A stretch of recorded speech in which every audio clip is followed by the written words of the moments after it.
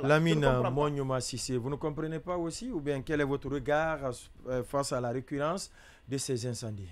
Oui, on ne comprend pas, on ne peut pas comprendre, parce que tous les jours on nous appelle pour vous dire que telle partie est en train, tel bâtiment ou telle structure ou tel édifice. Oui, j'ai même oublié le cas du ministère de la Culture voilà, où le bureau du ministre Moussa Moïse Silla a été également consumé. Voilà. Oui, justement. Alors, maintenant, il y a une enquête, même hier, il paraît qu'on a parlé encore de l'ouverture d'enquête. Ce n'est pas parce que les enquêteurs traînent les pieds, non.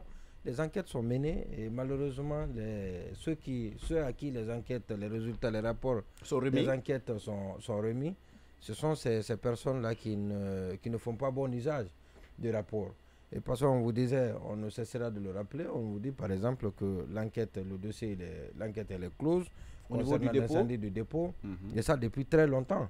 Et donc, c'est très facile de mener ces enquêtes-là. C'est très facile de situer les responsables. Je n'ai pas dit de trouver le coupable s'il s'avère que c'est quelqu'un qui a saboté, que c'est un... Comme ils le disent, moi je ne dirais pas comme eux le complot pour parler de complot, et parce que ça ne donne absolument rien, que le complot soit réel, ou pas, ou imaginaire, que quand vous le dites, les gens ne seront jamais réceptifs à cela, et parce qu'on sait tout ce qui accompagne le complot. Le mot complot, c'est bien évidemment... Non, ça ne passe pas dans l'opinion. Donc ça ne passe pas de toutes les façons. Quand c'est pas d'origine accidentelle, on peut le savoir tout de suite. Et quand c'est d'origine criminelle, il faut que le procureur ouvre l'information pour situer et traquer l'auteur. Parce que ce qu'il fait, il fait mal à tout, pas qu'aux autorités. Et contrairement à ce que les autorités peuvent croire que ce qui est fait, c'est pour saper, c'est contre elles, les autorités. Non, c'est contre le pays. Parce que ces citoyens qui ont subi des dommages ne seront pas dédommagés. Et ceux qui sont à Madina, les deux centres commerciaux à Madina qui ont été consumés, mais croyez-moi qu'ils ne seront jamais dédommagés, pas du tout, du moins pas pour le moment. Et donc ce n'est pas contre l'État. Et qu'est-ce qu'ils feront? Est-ce qu'ils ont manifesté? Non, ils n'ont pas manifesté. Ils ne manifesteront pas non plus. Et donc rien ne se passe qui pourrait ébranler l'État. Donc c'est fait contre les populations. Alors, s'il y a complot, le complot il est mené contre les populations. Et l'État a à cet effet l'obligation de rechercher les responsables et de les traduire devant la justice pour qu'ils servent de coup. Si ça continue, c'est parce que les premiers n'ont pas été sanctionnés.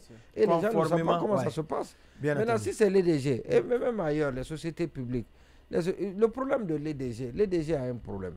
Et c'est pour ça qu'il y a une réforme qui est en train de prendre corps au ministère de l'énergie que moi je salue.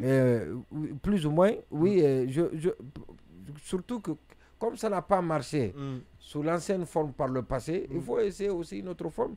Parce que l'EDG a un problème de gestion, on l'a toujours dit.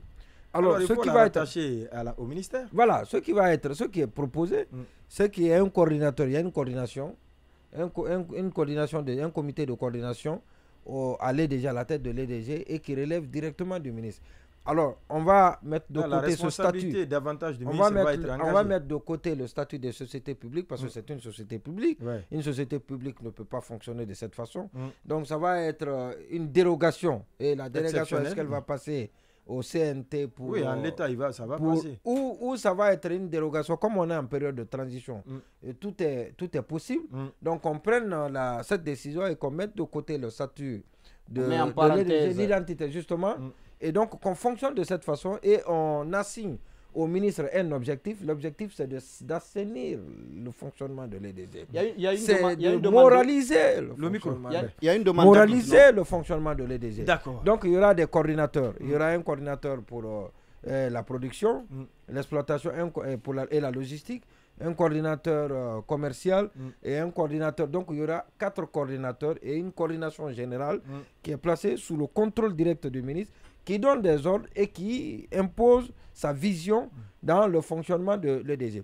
Je crois que là, ce n'est pas une idée bête, ce n'est pas une idée inutile, c'est pas une idée à jeter. Parce qu'on a tout essayé. Hein. Ouais, on a essayé. On a essayé. Directeur général, administrateur général, coordinateur général, parce que jusqu'à maintenant, ce qui se passe aujourd'hui, ça n'a rien donné. Oui. Et puis, ça peut finir par un procès de l'EDG. Vous savez que les contracteurs de l'EDG ne sont pas payés. Ils ne sont pas payés depuis qu'on a changé les coordinateurs.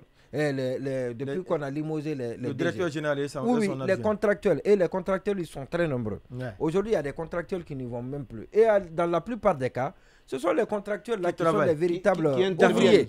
Et donc, on reviendra sur ça, si vous voulez. Sur le site de Débélé, sur le site de K-Énergie, dans les agences, demandez. Aujourd'hui, la facturation. Ceux qui interviennent la nuit. La cadence de la facturation n'est plus respectée. La cadence de la facturation n'est plus respectée. Les équipes de dépannage également. C'est extraordinaire.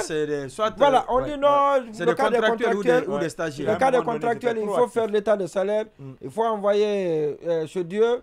Après, les anges vont regarder. Après, vous ramenez sur terre. Le prophète voilà, donc il y a le Dieu sur terre aussi qui va regarder. Et puis voilà, donc